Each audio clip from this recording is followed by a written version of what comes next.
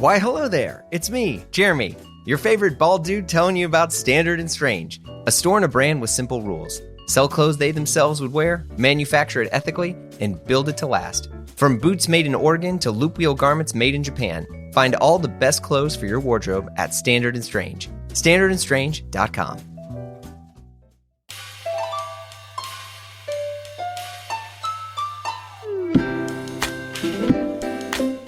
Hey folks, it's Jeremy. You're listening to Blammo. Greetings from the Arctic blast or the Arctic wind tunnel, whatever it is. If you're in the U.S. right now, I mean, good lord, everyone's freezing their butts off. I'm currently wearing a down jacket inside of my house because it's negative 10 degrees outside, which is negative 23 Celsius for my non-U.S. folks. So basically it means it sucks outside. That's all there is. What do you do when it's this cold? Squats? You do jumping jacks? Some sort of indoor activity that lasts 5 minutes until you end up checking your phone, get lost in some dumb app. I don't know. I'm probably the dude lost in the apps. I did some stuff, tried to kind of warm myself up. Didn't work, still cold. Whatever. I did, however, double down on some reading. Try to cozy up in a chair, get a little blanket. Recently finished the book from my guest this week. Yes, Mr. Jesse David Fox. And apart from the fact that I'm a bit jealous that he's a three-name guy, it's an incredible book about the history of comedy from early stand-up to where we are now. It's by the way, it's also a really good audiobook. So if you're one of those Audible folks, dig into it. Jesse is a writer. He's a podcaster for Vulture. And wait a minute, he's also a watch guy now. And oh boy, did we get into it. It's towards the end of the chat, but man, I think we chatted for like close to 2.5 hours or something. But, we edited it down for you all. Jesse and I discussed his recent book, Comedy Book, How Comedy Conquered Culture and the Magic That Makes It Work, Imposter Syndrome, Seth Meyers, Todd Snyder suits, getting fits off in interviews, and becoming a watch guy. All right, we got Jesse David Fox on Blammo. Let's go. Mr. Jesse David Fox, I'm so glad that we're getting to talk. I just finished your book last night. Oh, thank you. I very much appreciate reading the whole book. Well, I had to read your book the way I read books that I actually like, which is I have the digital version. Yeah. Then I have the audio book. Yeah. And then I have the physical book. that's so I have to buy the book about 3 times. And then do you swap back and forth? Yeah, because and maybe this is because I just do podcasts for a living, but it's like my life has to continue going on, but I can't read a book and stop and then pick it up again. So I basically, binged, if that's even the thing, your book over the course of like 3 days because I'm listening to it at the gym, I'm reading it at night, but then at night I have to use my Kindle and then, yeah. I've heard that a lot. Almost everyone I've known who's read it said they've read it in 4 days. And I go, wow, you guys are like readers. I don't know if there's any book I've consumed that fast, especially not even Harry Potter. I skipped Harry Potter and then made a decision. I don't even remember when I made this decision. It's like, well, if I have kids one day, then Harry Potter I'll have to read it. Then it's like, little did I know when you have a kid nowadays, you have to decide, are you like making them a fan of a person they're going to later despise? Right? Because I am no Rowling apologist. Let me be very clear. I absolutely detest every single aspect of what she said about the trans community. And, but fuck, those stories are actually really good. I've heard they're really good. And I was always excited and meant to watch the movies. But then I actually don't know. I've asked parents what their plan is. In terms of like, will you show them and are other parents doing it? Like, because you'd have it as a person who hasn't read them, you're like, well, there are 9,000 books for kids. Yeah. Is this actually the best one book ever made for kids cross generations? This is going to be the 3rd generation that reads Harry Potter. Gen Alpha. People have been doing that with C.S. Lewis and Tolkien for eons. But yeah, just to pronounce all that stuff. I think there's a very specific world building that happens in the Harry Potter books, and I think also there's this other situation into which, at least for my wife and I, because like I read those books as an adult. I was living in New York when they were taking over the Soho Scholastic bookstore or whatever. And I bought the book and I read the last book and and all the spoilers of everything that happens, blank dying or blank living. and it was like a game changer for me. But I don't know if there's any, because my parents were like that with Chronicles of Narnia, into which they were like, oh, we read these. I mean, there's no way they read it as they were coming out. They were born in the 50s, but like that, like them showing me that, but showing me the BBC thing. I think it's a weird thing that happens into which parents want to have this connection with their kids based on literature that they also remember as a kid. Yeah. And then there's the fact of many people, especially for kids stuff, like you try to separate the art from the artist. Like I read my kids' Dr. Seuss books, and the dude was kind of a slimeball, which I didn't realize. I never knew that. Yeah. I started reading Dr. Seuss now that I have a kid, and I'm like, this is amazing. Yeah, right? This is like the greatest writer ever. Well, I was so jealous. Yeah. I was like, I read The Things You May Think over and over again. It's very short. And I go like, this is the type of writing I want to do, where you're just flowing. Yeah. And he's like, well, no real word rhymes with this, so I'll make up a word. And and the fact he also he drew those things. It's what a gift. I don't want to know anything. He's actually the one person. See? I was like, and that's the thing too, is like you got to separate the art from the artist. And for kids' books, and someone will listen to this, and I'll take all the heat. Into which it's like, well, you shouldn't, and and there's all these other people. I agree, but also when you're reading books to kids, it's like giving them goldfish. They just consume more and more and more, and so you're just looking for volume. Because the other the other author I recommend to every parent is Mac Barnett. And Mac Barnett's a friend of mine. He's written tons and tons of stuff. Does things with John Clausen, who's an amazing illustrator. But I think Mac Barnett is probably one of the best like kids and young kid writers. He does these really good zines called First Cat in Space. I mean, they're books, they're graphic novels. I definitely recognize these eyes. Shape Eyes. Yeah, the Shape Eye one turned into an Apple TV show. Oh, that's why I recognize it. Yeah. But I mean, it's so good, and it's newer. But you have a kid, right? Yeah. How old are they? 6 months old. Okay, so you're in it. Yeah. I'm in it. I was more compared to what in it was like 5 months ago. It's like, oh, that was like casual or whatever. But you're getting like reciprocation of getting eye contact and affection. Yeah. I wake them up, and then in the morning, and it's like the happiest thing that's ever happened to anything I've ever. Like they are happier than anyone I've ever experienced. And it's like, and that's every morning. So yes, they're like, you're here still? Yeah. So yes, where 5 months there's like a blob that you just blob around. Yeah, the best thing that I don't think anyone told me about becoming a parent is when your kids get older and you get the opportunity to introduce them to things that you care about. And all of a sudden you find out whether or not they're into it. Most of the time they are, because you care about it. Yeah. And it's like, to jump on comedy stuff too. I remember when my parents showed me Faulty Towers. And obviously 99% of it at the time was way over my head. But like episodes like The Kipper and the Corpse, I mean, it was like John Cleese at his prime, in my opinion, because, obviously the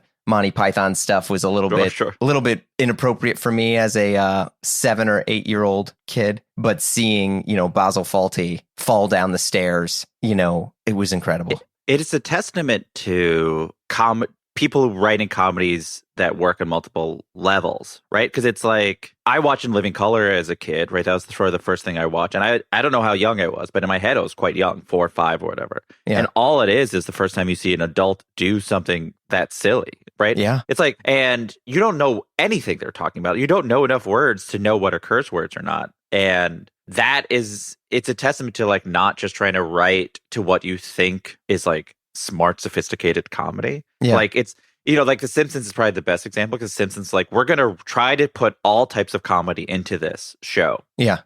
Except for they didn't do scatological stuff for the first few decades. But like, otherwise they're like, it's going to be falling down. It's going to be violent. It's also going to be like a reference to like the snobbiest thing you can ever think of. It's going to be also the reference to like the most mass cultural thing, or it's going to be a reference to like a deep cut TV show from like 30 years ago. And then as a result, like different people will lash on to different things. And we are so far removed from comedy being that way, because now it's just like everything's so hyper targeted. It's like comedy now, to I imagine a young kid, is like, oh, I watch a TikTok account from this one person in one country who plays the same video game I do or whatever. Yeah. And has all these references to it. And I imagine that's very satisfying. But there was something of like, oh, we're all going to watch The Simpsons and I only like this part and you also like it. And then we're not where now you wouldn't even think to have things that you would share, but like it is nice for comedy to be like, okay, it's going to be smart and it's going to be stupid and it's going to be a character with a funny voice and a character with a funny walk. And then so then a kid watches and it's like, oh, I just like that show where the person walks funny. Yeah. I mean, I remember watching Animaniacs and Freakazoid with my mom, and she would laugh harder than I would because, you know, there was an episode called Woodstock Slappy, which is amazing. And it was basically, spoiler alert, Slappy was the squirrel. She had, you know, this attitude problem at all times. She, you know, was basically like the equivalent of like some sort of curmudgeon, and Woodstock was happening right outside of her tree. And The Who plays a show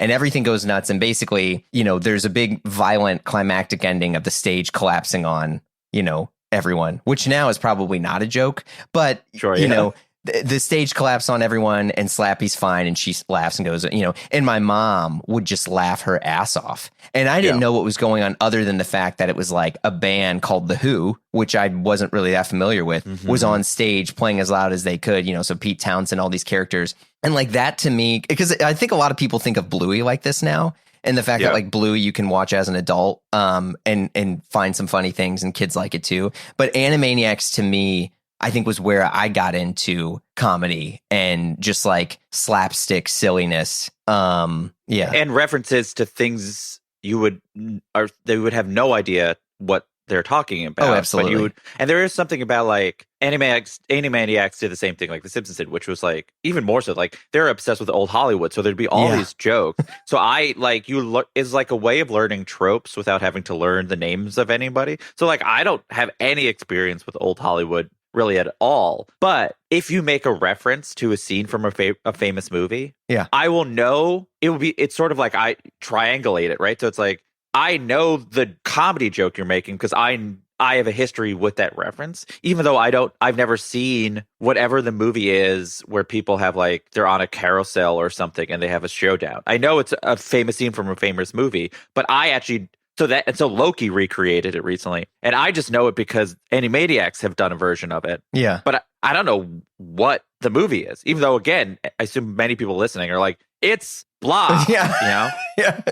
But I don't. The problem is like, and there's certain people who are like, will watch these things and be like, oh, I should learn these things. That must be such a fun way of digging deeper into culture. Where I think a lot of times it's like, yeah, I got enough. All I needed to know from that movie is like, what is the one joke everyone makes about it? So then it's like, if I have that already, then it's just part of I never did improv comedy, but I imagine there's a lot of improv comedians who were doing that. We're like, I've never seen this movie, but I know the type of scene you're doing, right? It's like, you can do a lot of sketch writing where it's like tropes on tropes. So you don't actually have to have seen like whatever mob movies or film noir, right? I think like a lot of film noir parodies are written by people who don't actually watch those things. And sometimes it could work, but I guess it's probably better if you're actually like, have a fluency in the medium. But yeah, Animaniacs I feel like I'll see old Hollywood actors or like it's like a Katharine Hepburn, right? So it's like, I knew what she sounded. I knew what an impression of Katharine Hepburn was. So then when you heard her real voice or Jimmy Stewart, same thing. You're like, wow, they really talked like that. That's so weird. It's true. Yeah. I'd heard Dana Carvey's impression of Jimmy Stewart for years before I watched a Jimmy Stewart movie. And I'm like, wow, he really just sounds like that cartoon impression. It's crazy because like this is a thing I wrestle with a lot now where it's like, how do you know, because for your career and job, you're constantly exploring the medium of comedy, the evolution of comedy, you know, also while reconciling your own life and past and worldview and, you know, just you being a human, right? And the thing that I wrestle with the most where it's like right now, I'm at this age in my life where I'm actually not into anything new. Like I have watched Heavyweights and House Guest 700,000 times, you know, and like I'll put that on and watch it. The same, you know, I think The Office is a great example, which you talked about a lot too, in which you just turn it on. Like it's like our generation's Cheers, and you're just like it's on. You know, Seinfeld is, and because you talk about that too, and the fact of like kind of this like death of monoculture, into which now I know people who are learning about old movies. Like there's a TikTok video of clips from Trading Places, and people are like, "This is so funny. What movie is it?" You know, but that they get the one joke and they move on. And so part of me is like, 45-year-old movie, right? It's a 40-year-old movie. Exactly. Why would they? No, wait. When I was their age, I wasn't like thinking about comedies from the 1970s. Other than like, if my parents showed me it, it's like cool. Then I would. But if my parents didn't like that movie, I wouldn't know about that movie. Yeah. So it's like, how do you approach new, I'm air quoting, comedy and the evolution of it when I think as we get older, we're more and more set in our ways? Yeah, I mean, I think comedy, I don't know if this would have been the case if I had dedicated my life to any of these things, but it's like in my 20s, I liked a lot of new things. I like new music. I like new restaurants. Yep. I think that's actually it. I just like new TV shows, new comedy, new music, new restaurants. And now my ability to hear new music has dropped exponentially. Like it's done. Like I'm fine if people write a negative review about the new National album. I'm like, I'm sorry, they're only one of the 20 bands I remember. Yeah.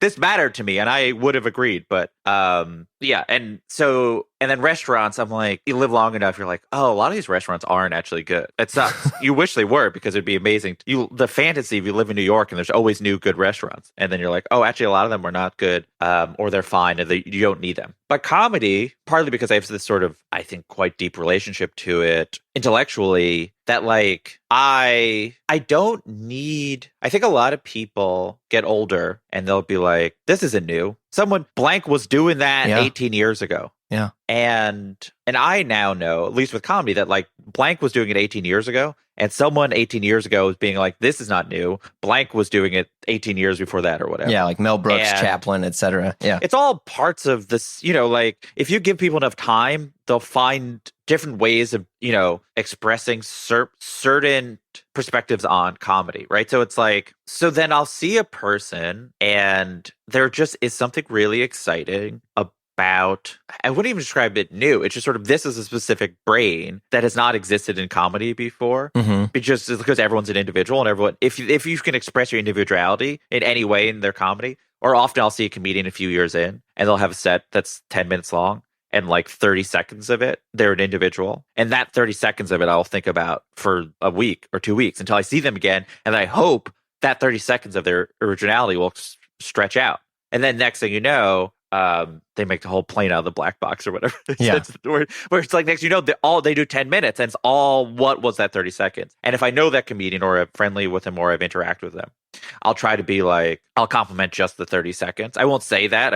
I've now said this sentence enough that I'm nervous now comedians will know that I'm doing it. But if a comedian does something that I feel like expresses who they are individually, I'll try to compliment it. So that always has happened. And I don't need to understand references because as you said, like, I know what it sounds like when someone does a good specific reference that I don't need to get it. So like they'll reference whatever the culture is now and I'll get that. And the only thing that's been hard is young comedians talk about dating a lot. And as I am not dating, it's somewhat hard for me to be like, who cares about this? But I have to remember dating is important when you're young. So that's what it is. It's just sort of like, and I imagine this with any art form, which is there still is new. Now there's so much not, and it's easy to be cynical, but I've done it long enough that you've seen cycles of new, exciting, it kind of gets watered down or it gets boring or people get opportunities. And there's like, especially living in New York, the new has not caught up to the, like essentially like what happens in New York on cycles, which is like every few years, a crew of people will bubble up and they'll be great. And you're like, wow, what a time to live in New York. And then they all will move to LA or 90% of them move to LA. Yeah. And the people that stay become the king and queen of the scene or whatever. And then they headline every single show. But then there will be a gap before the next crew of people emerge where you're like, comedy's dead. Oh no, comedy's dead. There's no new comedians. And then 6 months, a year and a half pass, new crew, same thing over. So I've seen that cycle happen enough time. So now I'm currently in that cycle of waiting for what's next. But because I know it will happen, it's so exciting. You'd be like, anytime I'm going to go to a show, and I might see one joke and it'd be like, oh, that's the entire future of comedy is going to be this. I don't know it yet. I know it will happen. So there's this comedian, Sabrina Wu. They just had a Netflix 10-minute or whatever those new Netflix things are. Netflix is now doing a show of comedians doing 10 minutes in a row. Oh, which is the wild. Comedy Central variety stuff? I know. The thing about Netflix is they spent zillions of dollars to just reinvent basic television rules. But so now instead of doing them as little clips, they're playing them in order. I have no idea why they decided to do it. I'm sure there's some statistic reasons. Anyway, so Sabrina has a joke about promoting the movie Joyride, which they're in. And I saw that joke and I go, I wonder if they'll do this joke on TV because it is somewhat cynical about Hollywood and like making it, being famous, Uh-huh. and acknowledging the sort of like bullshit of press and interviews and how people commodify people of marginalized identities. And I was like, I wonder if they'll do it on TV because it's really funny and exciting. However, it's not good for your career, maybe, because people are like, we wanted to commodify you and you won't let yourself be commodified. And so they did on the Netflix thing. It's really great. But like that was a thing where I saw it and I go, and I believe they're the first Gen Z comedian to have like stand up on Netflix. Oh, just by the nature of Gen Z is still too young for enough of them to be on TV. Yeah. But same thing like what Aziz was to millennials, which was like someone has to be 24 and get on TV while everyone waits until they're 29. But anyway, so it was just sort of like, well, that's exciting. There's a spirit to this that is not unlike what alternative comedians were doing 30 years ago, but it's a new version of it and it's an exciting thing. So it's like, oh, maybe this is sort of where things are going. The sort of cycles of like long way of saying like I now ride that wave and I'm like into it. And I think I also have patience for comedy I don't like. And I think in a way that I think a lot of people reasonably don't, because you have only so much time in the day. You're going to watch comedy you don't like, but like I'll see a show, and if I don't like a comedian, or they're not don't like this comedian's not for me, I'll have something to watch because I'll be like, oh, what is the audience connecting to in this? You know, and that's interesting to me, right? It's like going to a museum. I'd be like, if you approach a comedy show like you would a museum, you're not like, oh, I hate looking at this thing. Like you'll look at it and be like, why is this art? Then you read the little blurbies or whatever. Yeah. You could do that with anything that's allowed for all types of consumption. So I kind of do that with comedy, which is like, okay, well, what is I invent the blurby in my brain, but it's like, oh, cool. So that's what's happening. This is where society is at. This is what 24-year-olds feel are interesting. Yeah, I was like that so when my wife and I first met, she loved like the Tim and Eric style comedy stuff. Cool, yeah. You know, any of that. I mean, this was a long time ago, but she loved Awesome Show. She loved Crimbus. You know, it was like she wanted to celebrate Crimbus for listeners. Sure. It was Tim and Eric's Christmas special that they did where they made up a holiday similar to Christmas, etc. And I didn't get it. And I was like, this is dumb. I think this is so stupid. It doesn't make any sense to me. Because again, like my idea of comedy was like watching Big Trouble in Little China and just seeing Jack Burton run around, or Beverly Hills Ninja, Tommy Boy, anything in that like kind of 90s or early 90s era. And I was just like, this makes no sense. And over time, as I became closer with her and started to like fall in love with her, I mean, full transparency, I was like, okay, I think I need to try to look at this from her perspective. Oh, yeah. And now I love it. I mean, I think Tim Heidecker's a genius. I think, all those guys were way ahead of their time. I mean, and it was the same thing recently with I Think You Should Leave, where I had all of my friends, because I have a bunch of friends that work in, the industry, and they're like, oh my gosh, this is so good. And, I was in the writer's room on this and all, so I have all these personal connections that I'm basically lying to myself, trying to watch it and be like, oh yeah, this is really funny. Oh, I get the irony of he just can't close a door, and he's, all of these things. And what I realize is like, I'm only able to truly enjoy comedy when I stop looking at it from this like analytical perspective and look at it from this like empathetical perspective, because I love comedy from, the stuff of Tim and Eric because it makes me think of Elizabeth, or it makes me think of, some friend or some other friend that I'm like looking to have a connection to. And then I realize at the end of the day is like, so I'm dealing with a lot of family issues. My father is slowly passing away, all these things. And then I realize at the end of the day is like, oh my God, fuck, comedy is just helping me grieve. Yeah. And it hit me like a ton of bricks.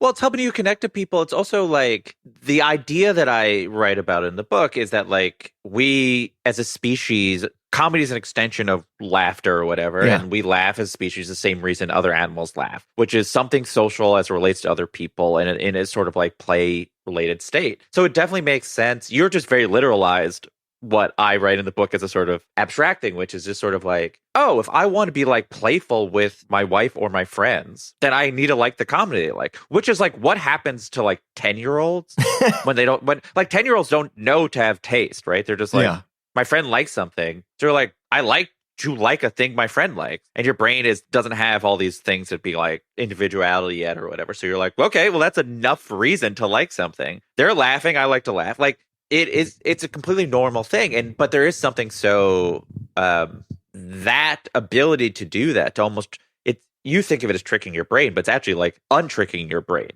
Like the brain, your brain played a trick on you that made you think like you are a specific person with a psychology or whatever, which is correct, but like essentially that is a byproduct of what we think of as civilization or whatever that means. But like really, you're just like a primate who wants to get along with the people that you care and trust. But I like that you're able to do it, because I think a lot of people will just go like, that's not funny, and be done with it. But it's like, well, the person you love finds it funny and you love them, so like you can figure out your way in. Right. Hello, is this thing on? All right, whatever. We got to get new gear. We got to get some new threads, whatever you want to call it. Check out the folks at Standard and Strange. Not only do they sponsor this podcast, hello, but they're one of my favorite stores on earth, with locations in New York, Oakland, and Santa Fe, with incredible brands like Real McCoy's, Orslo, Freno, and more. Look, they even got brands I don't even know how to pronounce, but they're cool, and so are you. You gonna get some quality gear from a quality crew? Does that sound cheesy? I don't even care, because their clothes and team are so good. So visit standardandstrange.com or check them out in person at one of their amazing stores. That's standardandstrange.com. And now, back to the show.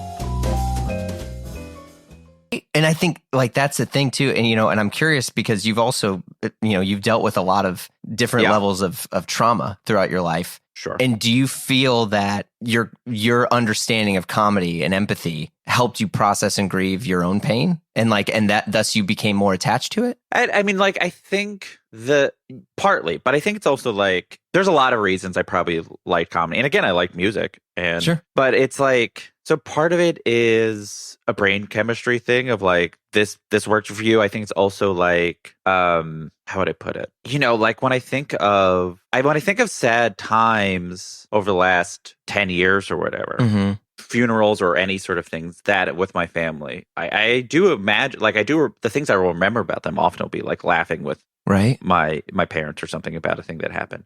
Not a thing about a thing that happened, but like a thing around it, or like there's so much, like anything with comedy does when things are sort of like too serious or too overly sincere, or there is a sort of like rules that you're supposed to follow of like, this is how you're supposed to, everyone has to be so solemn.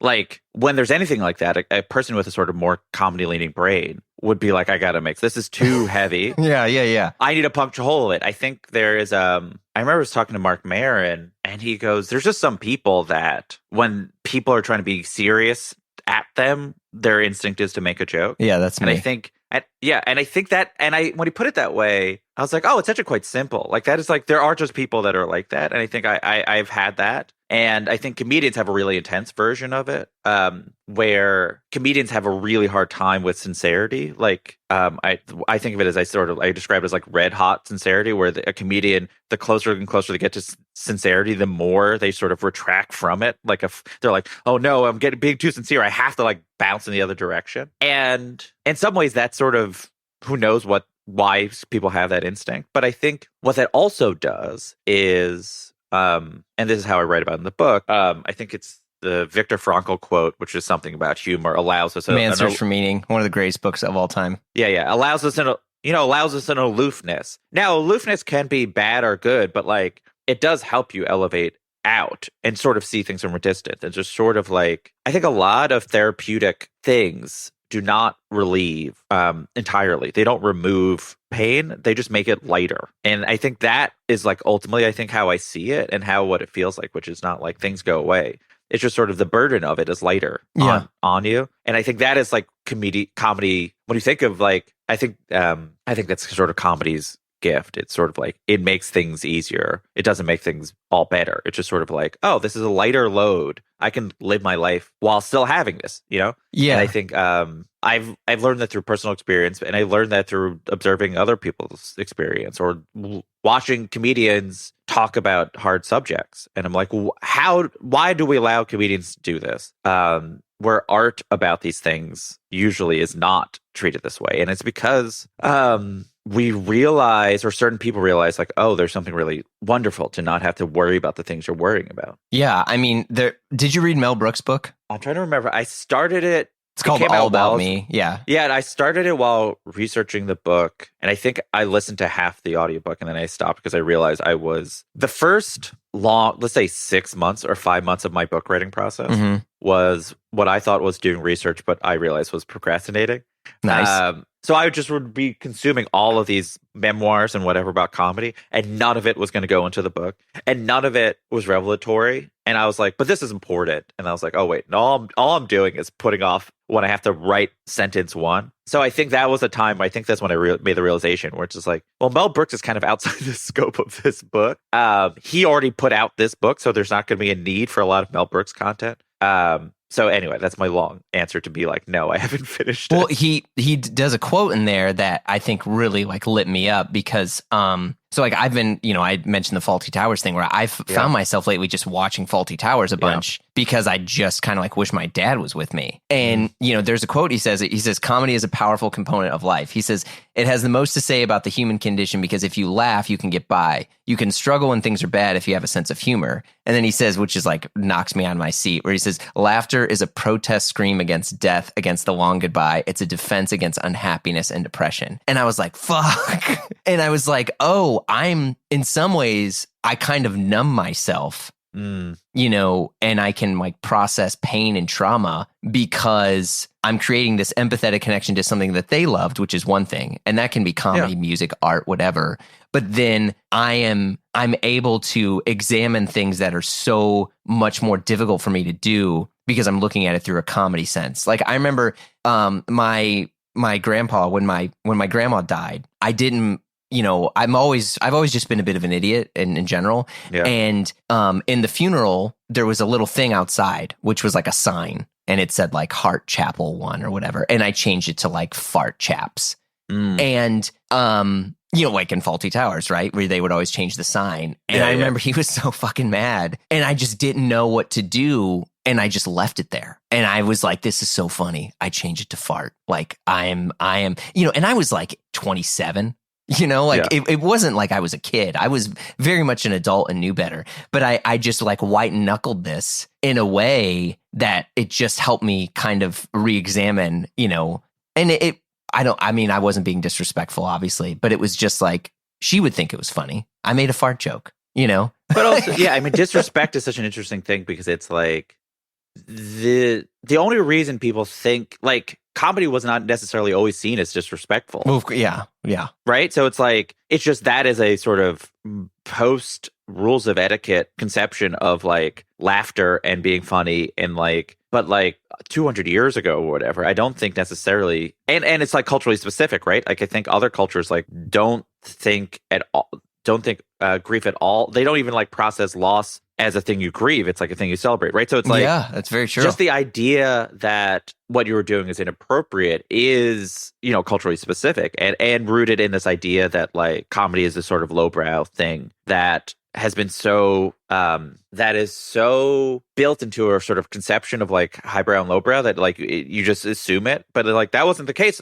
200 years ago. It was like in the past, comedy and drama, it wasn't like, well, drama is this high thing and comedy is this low thing. That was an invention of the aristocracy, the American aristocracy or whatever in the late 1800s. And once you realize that, then you're like, oh, then like that's not disrespectful. That's just if you think comedy is a high thing, then it's being respectful to talk about it in that way, to make that joke. Yeah. Because then you're being yourself. Yeah. And it's so my daughter, she's going to be 6 tomorrow. Yeah. And happy birthday. Yeah. Yeah. And last night, I don't know, things were awkward, whatever. And she's just being a kid and she's dancing around in the living room and she's playing with my son, her younger brother. And all of a sudden she's making fart jokes. And I was so fucking mad. And I was like, stop. What are you doing? And then later in the evening, I felt like such a jerk because I realized she was just trying to make an uncomfortable situation comfortable. Yeah. And I'm like, oh no, this is me. Because as I was preparing for this conversation, I was like, no. I was like, I'm my grandpa. I was like, shit. I was like so embarrassed. And it's like I wanted to drive back to school and be like, make all the fart jokes you want. It's okay. It's also just so funny because like no matter what you do, you just like become Homer Simpson and the kid becomes Bart Simpson. Right? Like, because it's partly like because like you fell into the trap of she was just being like the rebel, and if you said this is great, it almost would diffuse the power of what she was doing. Oh, touche. But instead, Okay, you fell into the role that she needed you to. Now, who knows what that means in real life, but it's hard for me not to hear that being like, well, of course you said stop, because if you didn't, then she would have stopped. Yeah, it's true. I don't know. I think about that stuff so much, and I especially just through my upbringing and like your book, I think really hit a lot of ways where, it made me, I hope you write something else that's more of a closer examination and magnification of you in your life, because I think your perspective of how you were understanding something just made me want to connect with you individually deeper on that. That's beautiful. I don't know if I have it in me. I mean, there are some, when we pitched the book, some people like, could it be more memoir? I was like, I don't know. This is kind of like, that's book 2. That's the bigger advance. Yeah, I was like, I only have these stories and this memory, and that's the thing. It's like these are examples that fit. It's like I didn't have like examples where it's just sort of like, I'm just a kid hanging out with my parents and we're like going on vacation. It's like it is a funny thing, which is like, you write a book and it has these things, and it's like sad things are in this book, other things are in this book, and then people ask you about it, and you're like, yeah. But also, like, I just like went to school and learned multiplication, and then I went home and like my mom made shrimp in the toaster oven or whatever, and it's like, well, it's just sort of like there was like popcorn shrimp or something. But it's like I don't know. So like almost all stories I have are in this book, and there's not even that many stories in it. They're all comedy related, because like that's, I think as we get older, our brain prunes, and it's like, okay, well, I have to keep all the things comedy related in my entire life. This is all to say, I don't know if I have a memoir in me, but that's very nice that you think I do. Well, I think to me, that was the bigger thing, is I was like, oh, this guy, in order to process his own life and figure out stuff that he's experienced, he chose to really understand a medium. But what you ended up doing, from my perspective, is basically just have the most Freudian self-examination of your own grief, because you were just trying to figure out what was it. But at the end of the day, I feel like that's your stand-up bit, because when you talk about comedy and all these people and what made it special was that, in your discussion of truth, right? In which you talk about, oh no, this was true. This is a real thing that they experienced. And so as a reader, listener, whatever, I could connect to that, because I have a connection with that versus someone got your coffee order wrong. It was so personal, yet so vague. It made me want to work to connect with you deeper. And then I was like, oh shit, there it is.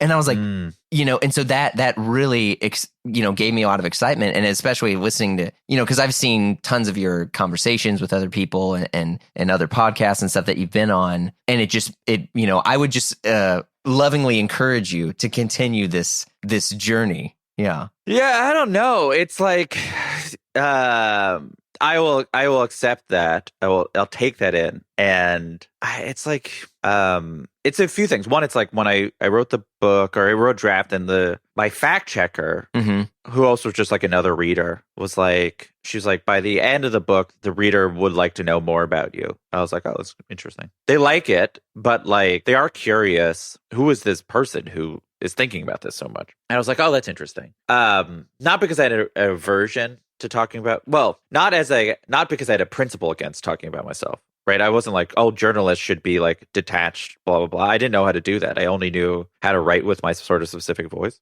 But I think it was just sort of like, honestly, it was partly like, if I write about personal stuff, people will ask me about it in interviews. Fair. And then I have to talk about it. Where it's like, in some ways, I was like, well, I can write it. It's not hard to write whatever. In a sort of like basic sense of like, I can dictate things in my life, and hopefully by the end of the sentence, I'll think of something profound to say. But like, there is a reason, I do like proper interviewing when I interview, because it's like, sure. Oh, I knew the sort of like bounds of sort of a conversation I can have. And it's like, and I was like, oh, if it's out in the world, people are going to like want to talk to me about it, which is like, in some ways that's scary, but in also ways it's exciting, because then you can have like people have profound relationships to the thing that you're creating, and you can be helpful to them, which is nice. But it's also like, I don't want to say the word scary because it's a cliche, but it is. I think it's fair to say it's scary. It's intimidating.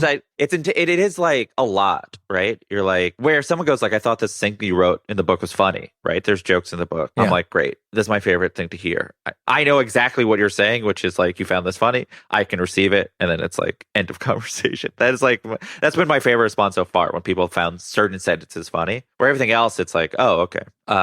It's maybe I'm being vague right now, but it is like, there's a reason why I took I was like, okay, if you read a whole book, you can know about me a little bit. Mm-hmm. I think that's how I thought of it. You read, this book is 368 pages long. I asked if it could be 369 pages long because I liked the sort of math symmetry of 369. Oh, I thought it was a 69 joke. I'm sorry. No. And never. And then my publisher was like, that's not how books work. That's bullshit. There's no rules of how books work. No, there's printing. There's printing rules. Oh, okay. There's only so many amount of pages. And so you can't have odd amount of pages, because a book, it's like one side, one side. Fair. I learned so much about publishing from this, which is, and that was one where I was like, oh, just make it 369 pages. Like, you can't put one page. Anyway, maybe I'll write in people's book. This is on the jacket. Oh, yeah. Flap, like artist edition or author edition. Freudian like, slip page there. 369. Yeah. So it is like, it's something I struggle with. And I just don't know. I think ultimately my value is to society. There's a big thing when I decided to write the book, was I think there's better writers out there in terms of like beautiful poety writers out there. Sure. And why do I need to write a book? I can just live my life, and I'm doing things already that are providing comedy journalistic content to people. And I justified it being like, I think, well, I have all these ideas, and it'd be useful if they're all together to help people understand these ideas. And I think if they read all these ideas with an open mind, it will help them appreciate comedy better. And my personal stories were really just as a sort of, hopefully as a conduit, so a person could then have a sort of deeper relationship to comedy, and then whatever. So it's like, when I think of writing a memoir, which I don't think about doing, because I don't think I offer people enough to justify them paying for it. Right? I was like, wow. Oh, people are going to pay. Listen to how you examine that, though. And that's not like, this is not imposter syndrome. I think this is like a very basic analysis of my life. A lot of people have hard things going for them and are beautiful writers. I think if I have anything worth paying for, it is my collection of observations about comedy. Well, yeah, but you're putting a monetary value. My ability to be, You're putting a monetary value on your life. It's kind of... No, only on the book. Fair. I'm not demanding, like, it's just like someone has to buy a book. That to me is so wild. You can read things I write for free, or my podcast, you can listen to it for free, and like, you're getting some of it. So it's like, if you're going to buy a thing, you're going to get this book for Christmas or Hanukkah, or you're going to get it for your birthday, or someone thought of you when they saw the book. And I go, well, one, it can't be pessimistic, which is not against, I'm not anti-cynicism, and there's some cynicism in the book, but like, I'm not anti-cynicism. I just felt it was weird to have a person pay for a book that says like, that thing you might like is bad. I'm not saying, and I don't even think that perspective is wrong to have. I just felt weird having people pay for it. So I was like, okay, well, they're buying the book. Their life should be better as a result for it. And I don't know if I can make the same justification for a memoir. And this is not self-deprecating. I just think it's like, I'd have to be like, oh, this is really entertaining. And I don't know if I think that about my own life. Well, I mean, give it some more time. I mean, maybe I'll give it some more time. Maybe something will happen and I'll be like, got it. I can write a memoir about my year of saying no. Well, yeah, I mean, I think the biggest thing that I walked away with too, I literally wrote down, I had to pull up the notes while you were talking, is you wrote, we process our lives through art. And I was like, oh shit. I was like, that's so true. I think your perception is correct. I think it is sort of like, when that is the sort of like, even in the book, I acknowledge sort of like the traumatic things that happen, but I also have sentences where I'm like, there's more than one reason why people become one thing, right? It's like, I was talking to Zainab Johnson, and I go, I assume the number one question you get is, are you a comedian because you're one of 13 kids? And I'm not going to ask that question. Yeah. And then I asked some sort of sideways question, because her 12 siblings are not comedian, right? So it's like, you can't be like, oh, the reason I'm a comedian is because I'm one of 13 kids. Because there's 12 other examples of people who are not that. Mm-hmm. But the reason she is who she is partly that she was one of 13 kids. Like, and I do think so. I think art is sometimes an explicit, I'm making a show about grief because I experienced it. And sometimes if you do it well, and I don't think this book necessarily does this, my book does this, you can't help but show yourself. Like I think my belief is, even if I didn't include those personal stuff, certain people would see the book and realize there's a way in which I look at things that is rooted in things that happen in my life. But and I was fine with that. But then I got this note, and it just sort of like, I had that experience at the Reggie Watts show, so I was like, okay, well, that's and I had that quote from that philosopher. Like, I had already read that profile of that philosopher, that he had that quote about self, and then this happened, so I'm like, whatever. I don't know. So it's like, well, yeah, but I think there's something that's really special, and maybe this is what I feel like this new level of like alt comedy, for lack of a better term, is people become really transparent with parts of their lives, and especially in a world where we're the most connected but not connected at all. Yeah, when you realize how lonely we are, that we choose to experience and process emotions vicariously versus examine them on our own. And only in some situations are we able to actually examine them, because we're like, oh, like you were talking about, this person is me. You know, this is stuff that they've dealt with. You know, because I think when we realize that we're all basically the same. Yeah. You know, socioeconomic differences aside, but we're all basically the same in that we want to be loved, seen, and heard. It makes things a little bit easier, you know? And I think that's like, for me, what I love the most about comedy. And your book really nailed that. Thank you. It's also like little kids, very little kids. They, you know, I majored in psychology in college. So like, to me, like, I think a lot of it's just rooted from just like, that's how I think of how people process art. I literally think about how they see it art and it goes through their brain. Mm-hmm. And little kids, when they go to therapy, they don't have the vocabulary often. So they'll like play with toys. And the way they play with toys is the therapist will glean things about it, whatever. It's called play therapy. I should just also know my dad's a psychologist. So like, I've seen his office. So you'll see toys in your parents' office. You're like, whoa, my mom's a school nurse, so she also probably has toys in her office. But nonetheless, and so and I do think, like, actually, like, that is a way a lot of people continue to. You can do play therapy with adults in a lot of ways. If you watch a movie and you talk to your therapist about the movie. Mm-hmm. If you are yourself when you watch that movie, the therapist can be like, oh, they're just talking about their divorce. When they went to see any movie, and then the way they talk about it, and they're like, oh, this is just the way of. And when you realize that, then I think when you realize that your reaction to all media is a reflection of how you consume the world and your brain work, then it allows you to sort of be more fascinated with how you respond to things, even things you don't like, right? And if you allow yourself to be like, oh, I think if people divorce this idea of things they don't like means it's bad, then it allows you so much more insight into yourself and art generally. If you go like, I didn't like people like, so it's not bad. That's just me. Like, I can't say things are bad, or I don't like to. It's fun, but like, I don't like, I try to approach things. In the book, I say if it's funny to two people, then it counts as funny. You can't say any comedy is not funny. So then I just go like, oh, wow, 20 million people think this is what funny is. Yeah. What does that mean about 20 million people in whatever country finds this funny? Like, that's how I approach sort of all of it, which is just sort of like, this is the most famous comedian in the world, and they're doing this? Yeah, like the Chappelle stuff. Yeah. It's very like, well how is said. that happening? Yeah, so you're like, well, there has to be a reason. Is it mass psychosis or whatever? Maybe.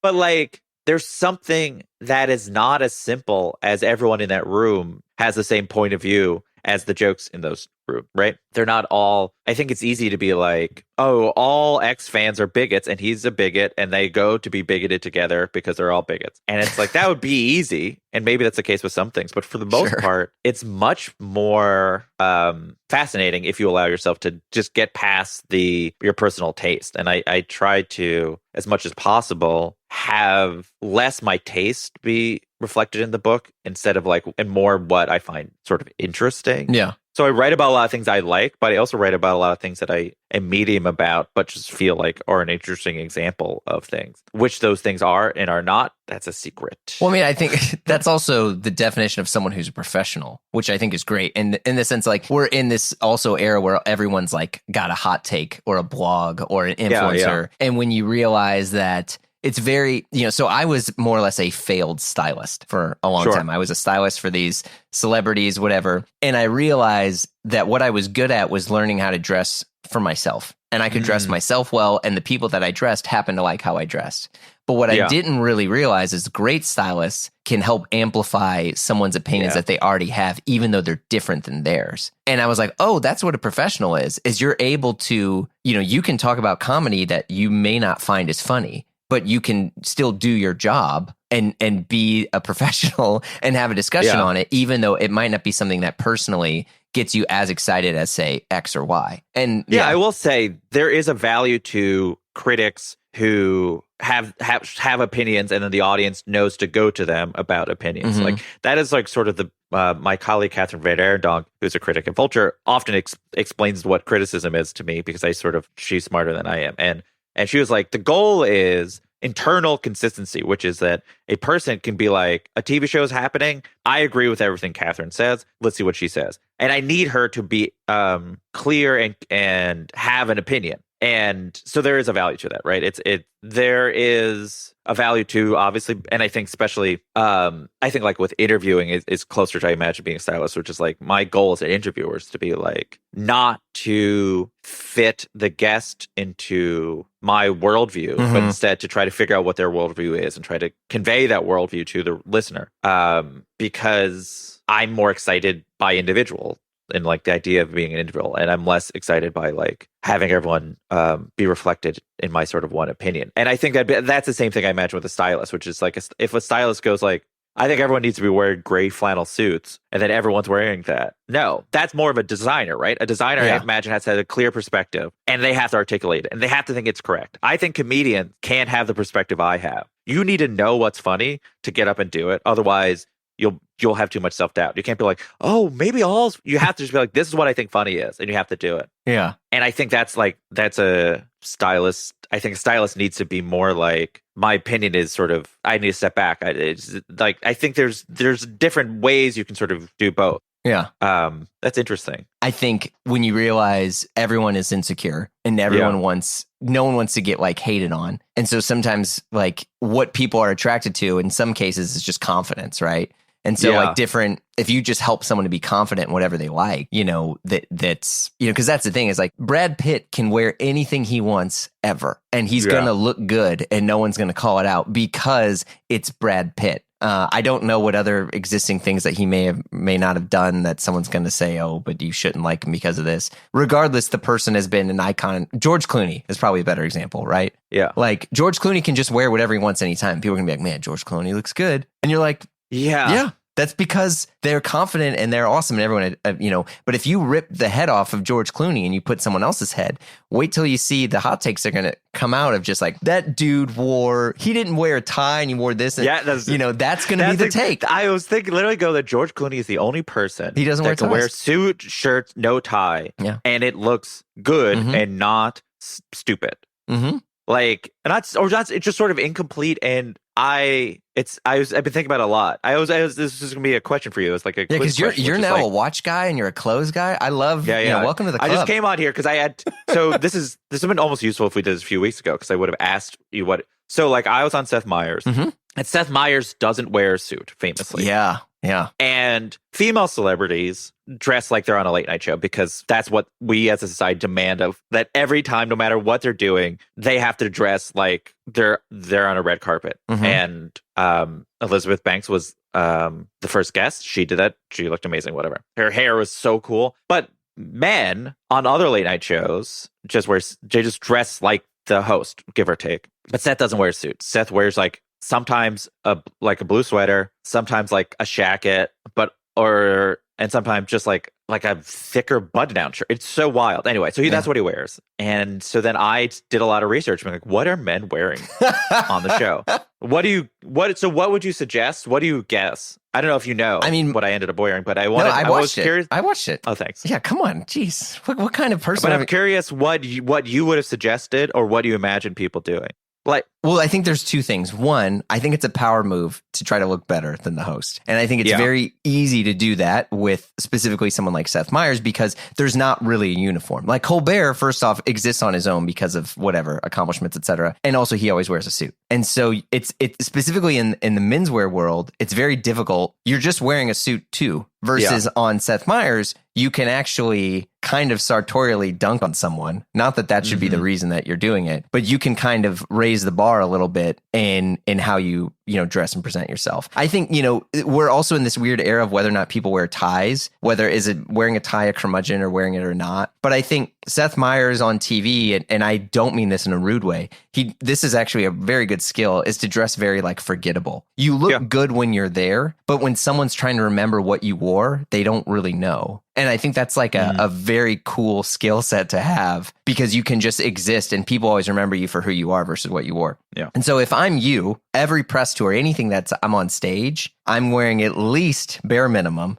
sport coat at all times. And then you could wear a collared shirt with a V-neck. You could wear a tie with denim, and I think that's the thing is it's like, well, is it old if I wear a tie with, with a suit, or do I wear a tie, and so it's like you kind of like do this high-low thing into which, what I would always tell people is like, sure, wear denim, but wear an Oxford and a tie and, shoes, or wear a suit and wear a more comfortable loafer or sneaker. Yeah. I mean, I think in most cases, if you just look at any lookbook of, say, like Brunello Cucinelli or, any Laura Piana stuff, or just find cool old photos of Paul Newman, you're done, But I think that's kind of my take on this sort of large viewer professional thing. Because a lot of people are like, I'm just going to wear Todd Snyder, which I think makes perfect sense. Which is what I did. Yeah. So... and you're, because it's like, it's like a suit, but like it was Donegal, is that the word? Mm-hmm. So it's like navy suit, but like I was like, I don't even know if it's going to pick up on camera, but you'll be able to tell this is not a Ludlow suit, and you'll be able to tell something's different. And okay. So I knew I had a green Todd Snyder suit that I bought, assuming I was going to wear for my book launch, and I'd wear it on Seth Meyers. And then I got a hole in it. So I've been trying to figure out what to do with this hole to fix it. So I couldn't wear that. How'd you get a hole in it? I don't know. Okay. I just do. Fair. And it's in the pants and you would see it. So then I go, I can't wear that. I want to wear a full suit because I don't like just sports coats on my, I like what it looks like when the top and bottom match, whatever. Basically, I think it looks better. So I reached out to Todd Snyder PR and was like, can I have a suit? And they're like, maybe. And then I was like, can I get this one suit, this one Donegal suit? I also ordered this suit Black Friday. Mm-hmm. Of course, it didn't arrive in time, I assume. And of course, it didn't arrive in time. Yeah. And also Todd Snyder's like, we can't get you the suit. We can do these other suits. One was herringbone, which you can't wear on TV because it will moire, I assumed. I'm unfamiliar with that term. Wait, what? When you wear like textured, like tweedy fabric, especially black and white on TV, it will do this visual effect where it's called moire, which is like, it looks like. Oh, okay. I'm the visual totally version unfamiliar. of Yeah. So then I went to the Todd Snyder store mm-hmm. for this suit in particular, and it fit off the rack perfect mm-hmm. with the sweater underneath. But my plan was to return it after I was on Seth Meyers. That is extremely common. So it fit off the rack, which is unbelievable. It fits so well that I was like, this is so rare that it's almost like I should keep it, but I don't need it. Because even if I somehow on Seth Meyers again, I can't wear the exact same suit, probably. So I had to, the thing that I didn't think about was the tag on the sleeve. Oh. But they shoot you. Your angle is from your right side or whatever. Yeah. But the only time you're on your left side, which is where the tag is when you're coming out.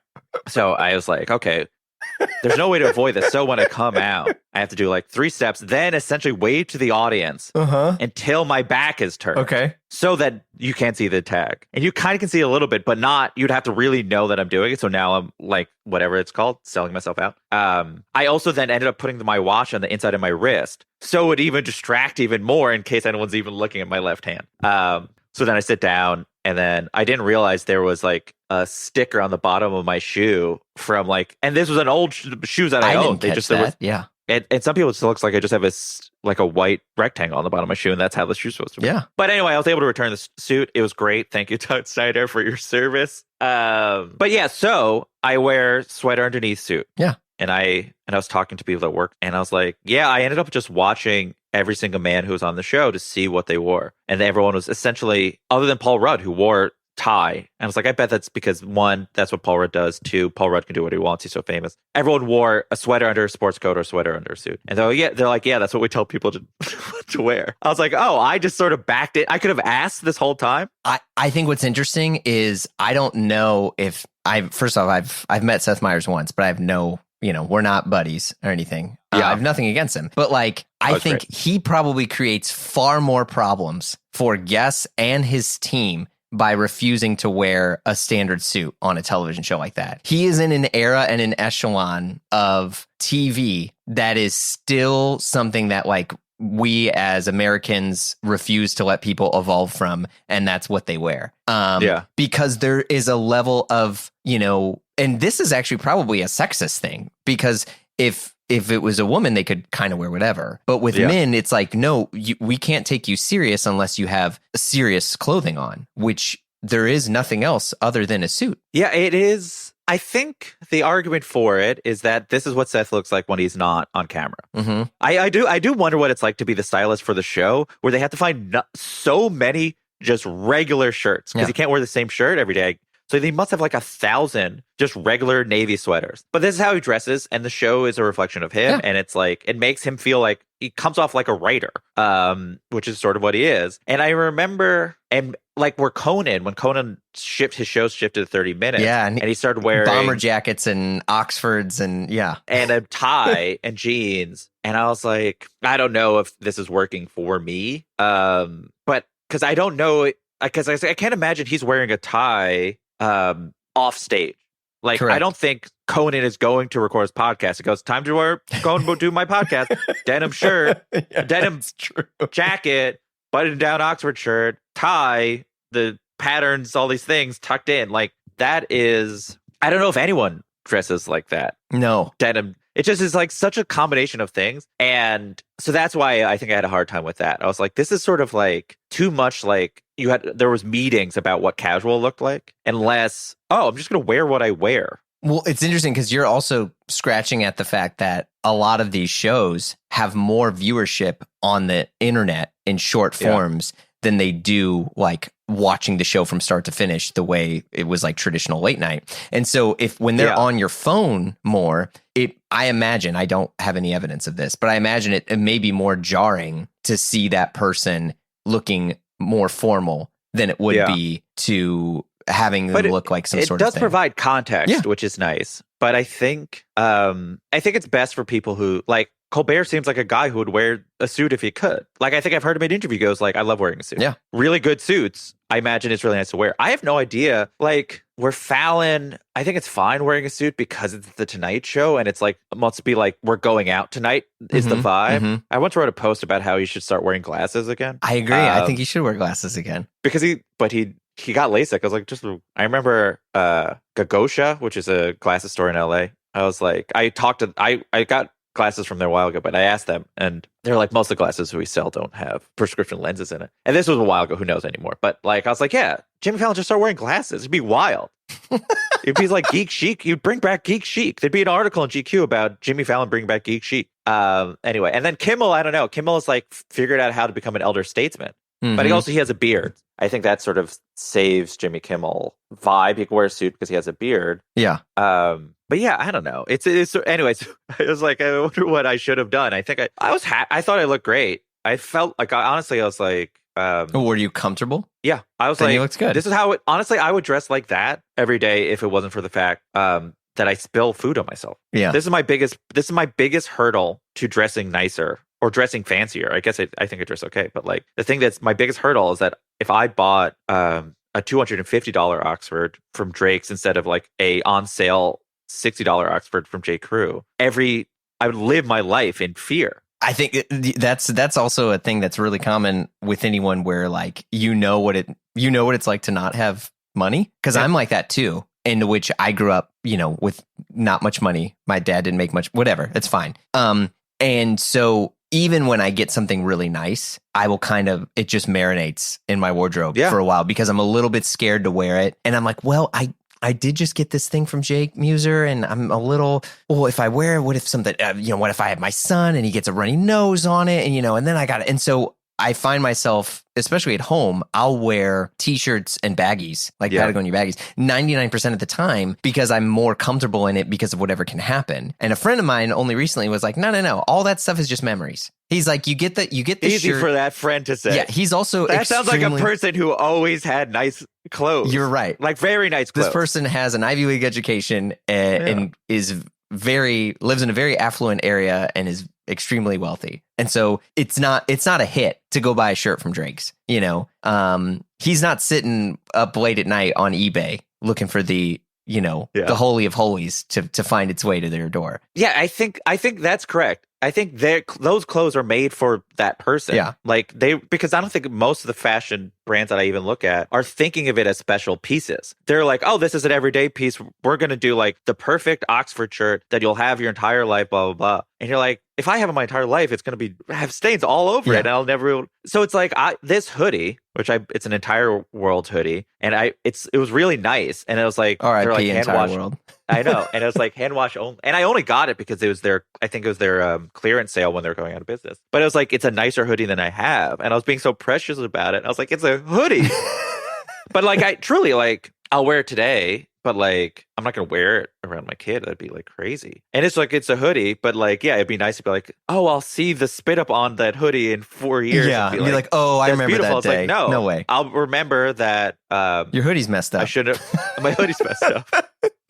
So it's that, and in some ways that's to the watches thing, which is like, oh, well, like that can be a thing. And they could be, I'm not as worried about getting them messy, though obviously there's concerns that you'll like accidentally bang into them or whatever. But like, at least it's like a thing that I can express a stylistic taste without literally being like, oh, I'm going to get soy sauce on it and ruin it. I mean, that is the best part of watches. I mean, I've said this tons of times. I got into watches for the wrong reason because I recognized that they were a status symbol and I wanted that level of status. But during that time, I truly, truly fell in love with watches. And so it's been, a decade plus at least of me just loving watches and buying it. I mean, they're just basically my baseball cards. That's really all it is. I buy and I sell them and I just like to get into them and argue over dumb things and revisionist history. And there's so much that's kind of guarded and gate kept and you can kind of force your way into it. But I absolutely love and adore watches for that reason. And if I had a lot of money, I'm sure it'd be me with like Porsches or something, right? I mean, but instead it's watches. And I got in on some watches at the right time. Yeah. That no one gave a shit about like vintage Seikos. And all of a sudden they're worth like 10x what I paid for them. And so, I assume they were probably worth like $50 now. So it's like 10x can be like $500 for 50. Oh, yeah. Or some that were like 800 or now. But it is, it's so that's the part of it. Like that you don't, as a person who only started, but like, and did not collect to flip because the idea of flipping, it gives me anxiety and sounds so boring. But you can't not want that, right? It's like, and it shouldn't be affirming to taste because I do think often the more expensive watches look worse and people with money have bad taste. There's certain watches that I don't wear at certain times because I don't want someone to make an incorrect assumption where it's like, if I wear my Rolex Daytona, I'm like anyone who makes a comment on it. I'm like, do you have 15 minutes so I can explain to you how I sold this and bought this and flipped this?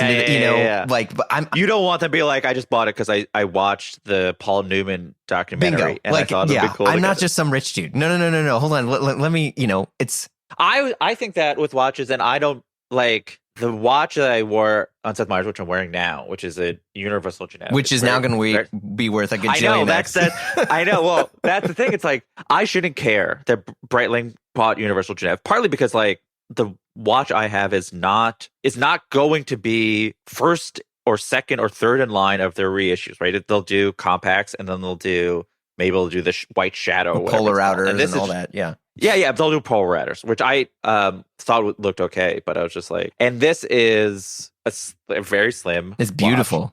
Yeah, I got it because the patina on it makes it look like a galaxy or whatever, and I was like, well, this is a thing that looks individual. I'm fine wearing small watches before in a year from now, I'll be like one of the 9 millionth people in New York wearing a small watch. But I did feel like I was open to it earlier. But even I'm like, oh, there's like at 5 times, 10 times more likely people will know what this brand is now, or not now, in a year than they did now. And yeah, maybe I can resell this. There you go. But I don't want to. But like you can't not, because that's part of like to follow watches is to like care about these things. And part of like my relationship to it is like conspiratorial. Like I don't want to like, I've talked about this in other places, but this is like a place where like people, and I assume in the watch world, listen, so I don't want people to like blacklist me. No. But I'm just like, it all is so, I'm so skeptical of a lot of it. And because people are doing, because it's so much money. There's just something about things have value because people say they have that value, mixed with influencers, that makes things very complicated, mixed with there not being as a real structure of independent watch journalism. You're talking about press trips. All of it. I'm talking about like that I don't know, that like, all right, for here's an example I think is so specific that no one will be that mad. That like Ed Sheeran and John Mayer could talk about their watches, right? Which the fact that they do it alone makes all that conversation just increase the value of all the watches they talked about. But then they could have a conversation about if they would get the Spider-Man Royal Oak or whatever. Yeah. If that's what it is. The AP Spider-Man. Yeah. One of the ugliest things that's ever been made. And talk about if they would get it. And they're like, if you get it, I'll get it, whatever. And then them having that conversation happened on Hodinkee, them doing it, then them buying it, then took this thing, which actually should be worth $0 because it's the ugliest thing that's ever been made, and makes it worth $800,000. Yeah. That is what? No one can stop and be like, editor's note, this looks like a little baby's toy, and not in a kitschy way. Like it actually just looks anyway. So then no one can point that out. Like, and so that's what I'm talking about, where I'm like, there's been versions of this in sort of the art world. Yeah, I was going to say, that's welcome to the art in general. Yes, but at least the art world can have some people be like, just so you know, like, this is ugly. Because here's the thing about that stuff too, because if I could, I would be Indiana Jones and I would just blow up every free port, and I don't mean actually blow up. That's not a threat, but like I would just like remove all art from every free port and put everything in museums because it just becomes a way to evade taxes and, generational wealth, etc. But like I am totally with you where there's a lot of watches specifically that get, and a lot of brands that get magnified. I know a handful of journalists and individuals who have made social media content. I know watch dealers who have artificially talked about how good a brand is,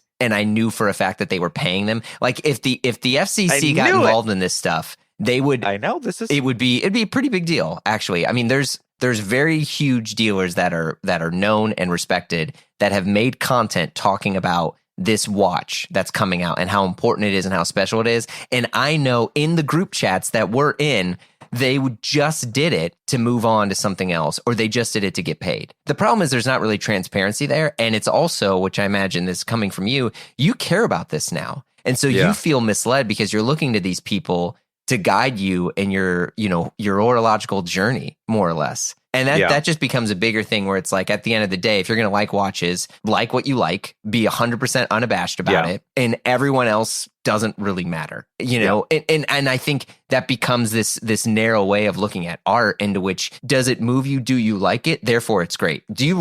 I have a friend who loves Panerai. I'm not a fan of it. I've never been a huge fan. And that's apart from all the other different things they've done. I'm not a Panerai guy. They make good watches, but like, that's not my thing. And a friend of mine is obsessed with them. He thinks they're the greatest watches ever. He loves all the Italian stuff. And I'm just like, whatever. The difference is, am I going to be an asshole and say that they're bad watches? Or am I just going to say they're not for me? Yeah. And I think there's a big difference, and people love the dunk. They love the hot take on it. Yeah. And the thing is, like, I get more frustrated that, like, this is relatively recent. And I say, like, I was radicalized by YouTube, which was that, like, it started because I was watching Pawn Stars clips. And then Pawn Stars clips led to Antique Roadshow clip. Yeah. And then there's the famous Antique Roadshow clips with the Rolex that was in the whatever, and he gets $1 million.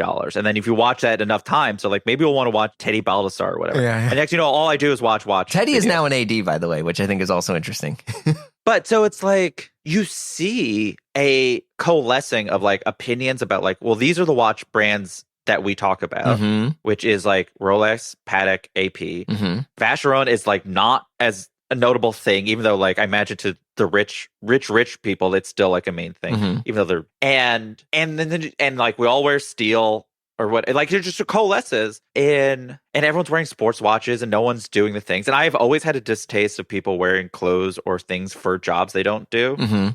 So when everyone buys dive watches and like there's like, oh, I just remember seeing a watch that I liked. I think it was a Grand Seiko that I was considering getting because I was going to get like one nice watch when I finished the book, and I have this TV project, and there's a Grand Seiko I really, really liked. It's a GMT. And they were like, the problem is it only has 50 meters of water resistance. I was like, what do you think I'm going to be doing with this watch that I spent more money on than anything? And but that counts. Wait, did you get the watch? Again. No, I didn't. So I'll show you the watch. So the watch I did get, so I realized my favorite watch that's ever existed, I have her next, is the Futurematic. You know the Futurematic? The JLC Futurematic? It's beautiful, yeah. It's my favorite watch ever. In my experience of just like looking at watches and just like going brand by brand and going decade by decade and being like on Chrono 24, being like, this is now what I do instead of going on Twitter, right? And I got my favorite watch ever is the Futurematic. One, because I love the 1960s like Jetson type thing where you're like what the 60s thought the future was going to be like. So they have words that are like spacey and but like are just portmanteaus or they just whatever. So Futurematic to me is one of the most 1960s ideas of what the future is going to look like type words. And I love the font. It has lots of different fonts work on it. The way it says Power Reserve is sort of so different. And I like this little circle, blah, blah. I think it looks like a funny face. And there's one steel version I think I've ever seen ever. And I was like, well, I'd love it if it was in steel. And there's one guy in Italy who has it in steel on Instagram. He's like, I don't know if I'd ever sell it, blah, blah. But if he did sell, I'm sure he'd want to sell it for 9 times what I paid for this, which is gold plated. And then I realized this watch was designed in gold. Like this watch was designed at a time where gold plated or gold was the main way people were buying watches. When they thought about the colors, it was gold. I should buy the piece as it was considered. So I shouldn't buy a gold watch because gold watches aren't in or whatever. So that's how I decided on.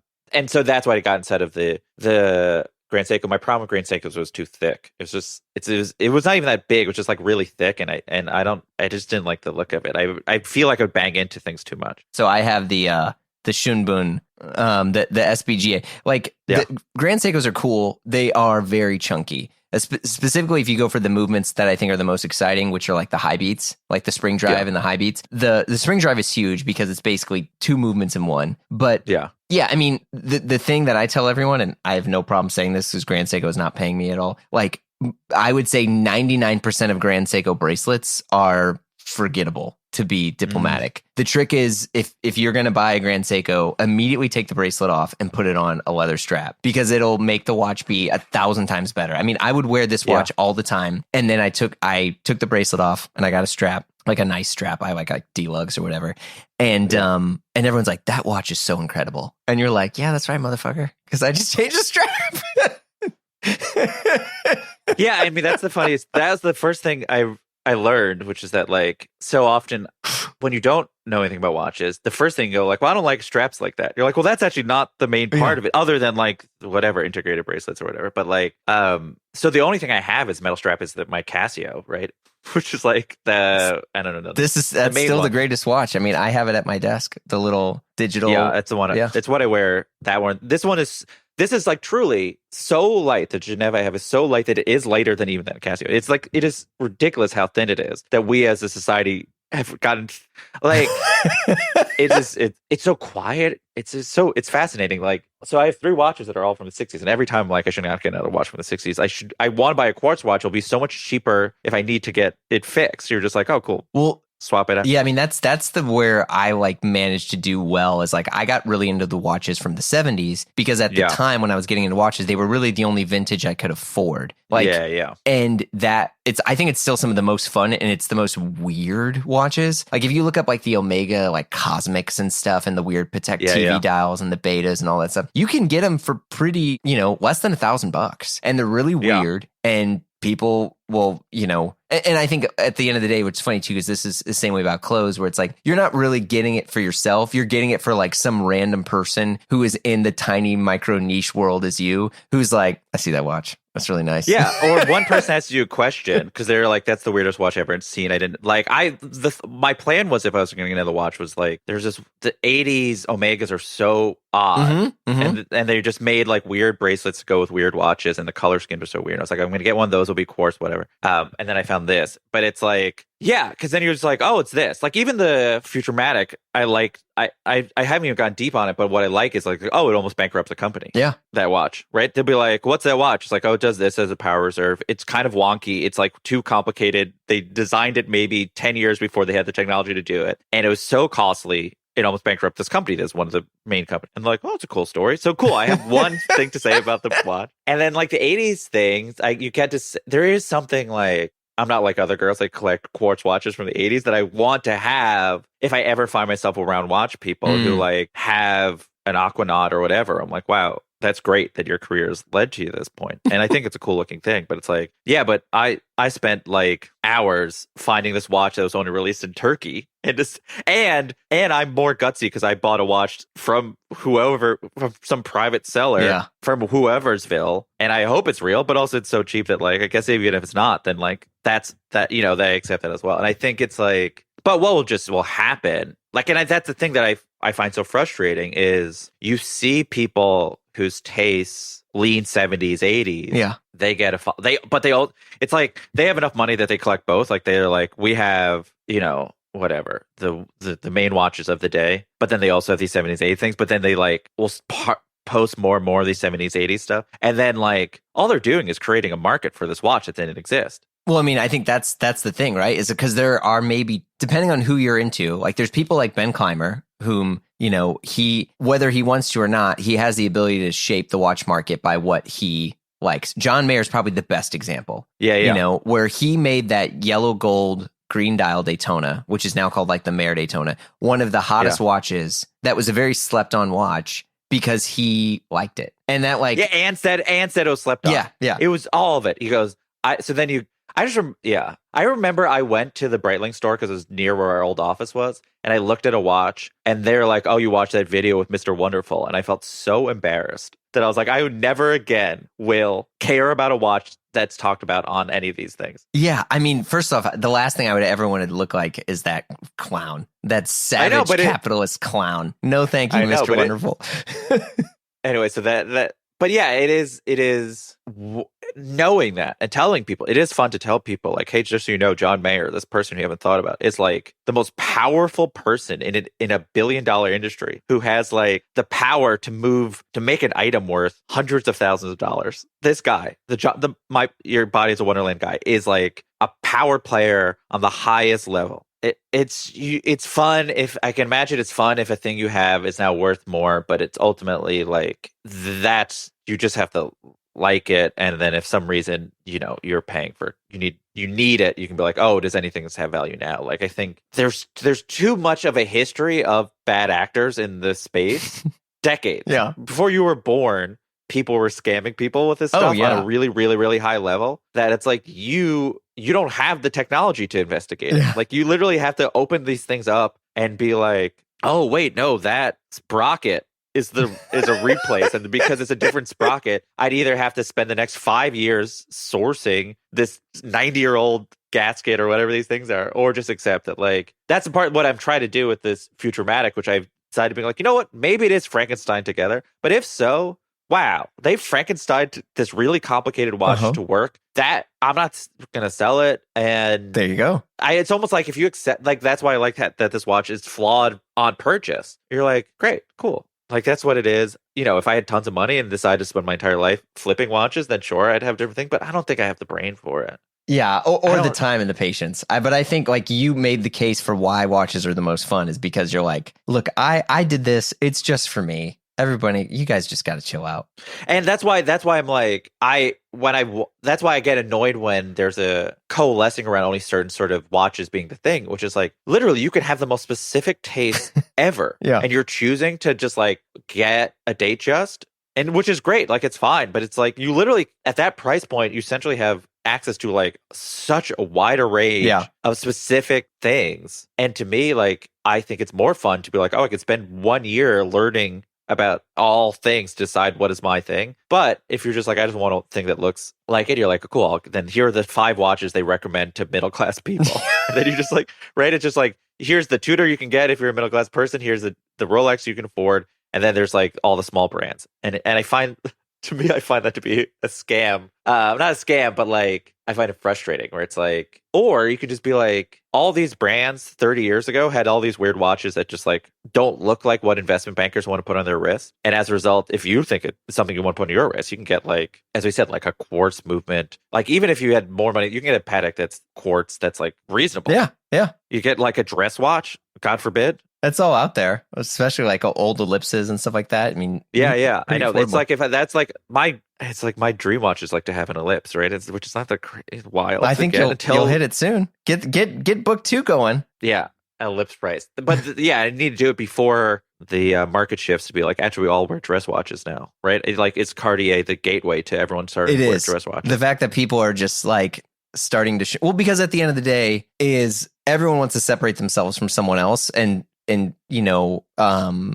communicate their taste, in these like weird sort of, telekinesis ways or whatever we want to do. And I think now it's like, oh yeah, I'm wearing, this is, Grand Seiko had that moment, I think, for a bit, but now it's like any watch that's like vintage on a leather strap that someone can't really tell by getting close, So I think that is like this new era that we're in. There's other Cartier shapes there's one Cartier shape that I really love that I won't say because I don't want it to become a hot shape. I want it still to be an accessible shape to me. And I just like don't reissue it. I just need it to sort of like fall to history because it's like, what if it's like one Tyler the Creator away from becoming an $80,000 watch. Yeah. It's just like literally Tyler Creator is just like, who knows how he does his thing, but he's like, what about this shape? Like, all right, he's collecting them all. So then it's like, I don't know. But, maybe if anyone's listening to this who wants to publish a memoir, if you can promise me so much money that I can buy these watches, maybe I'll do it. But short of that, I think I'm fine finding these weird little things there's like a lot of people like through Instagram that do like who like weird little brands. Like I was gonna buy a Juvenea, and if you look at them, they all look like 60s, 70s, 80s Pateks, but you would have no idea because it's just like this nothing brand. And so there's if you get into Enicar, and I think there's a lot of fun there. Yeah. There's like you can become the king or queen of these sort of like weird little things, and then if you become famous, then there'll be 10x just because you became famous. Yeah, like an Enicar Sherpograph, I think is out there for sure, which people can get, and I mean those are. But I like that's just a fun brand, especially like companies that don't really exist anymore. It'll be interesting if UG like skyrockets or plummets in some ways. We'll see. I mean, I don't have a lot of hopes on Breitwing, but I think that they're going to make some stuff that'll be fun. So it's just sort of like a no-brainer because of the things that are already like the things that people care about, right? It's like it seems so easy being like, well, like if we reissue this, Hodinkee will write a story about it, and then they'll do it, and then it's easy to do the step one, which is like, how can we introduce a watch and then it'll be $20,000 or something like that. Like how it then becomes the next tier, then we're back to the sort of Ed Sheeran's of the world. Yeah, exactly. It's the idea that you're like, come on, Ed Sheeran, like this. Who would have thought? There you go. Like some Swiss person has to care so much about what Ed Sheeran likes. It's so funny. It's just like to me, it's like a funny idea. That you're like, when you tell people who like the watch influencers are, it's like Tyler the Creator makes sense. It's like, yeah, sure, it's Tyler the Creator and Pharrell, but it's also that little guy who plays Spider-Man, that guy too. Yeah. Well, Jesse, thank you so much for chatting. Thank you for indulging. This was great. So it's great to meet you. Thank you for having me. See you, man. You've been listening to Blammo. Our show is produced by Blammo Media. We're edited by Amar Lowell, and our theme music, as always, by the mysterious Breakmaster Cylinder. If you like what you heard, you know the drill. Share the pod with a friend. Leave a review on Apple Podcasts. Give us 5 stars or thumbs up on whatever other thing you're listening to us on, whether it's Dingledorp or Bing Bong, whatever it's called. But you can also follow us on Instagram for all the hot content. If you want to talk to us and give us your hot take, we'd love to hear from you. You can send us an email at info@blamopod.com. Last but not least, super ultra important, if I had an air horn, I would press it right now. You got to come and join us over on Patreon, because the fun never stops over there. Look, the live show, the free show, whatever you want to call this, we take breaks here and there, but Patreon, it never stops. And we also got exclusive shows like Die Workwear, hosted by Derek Guy and Peter Zotolo, and the Triple J Show, hosted by yours truly with John Moy and Gene DeLeon. There's just a ton of stuff over there. So check it out at patreon.com/Blamo. If not, no worries. We got hundreds and hundreds of free episodes in the feed and more to come. So we will see you all soon.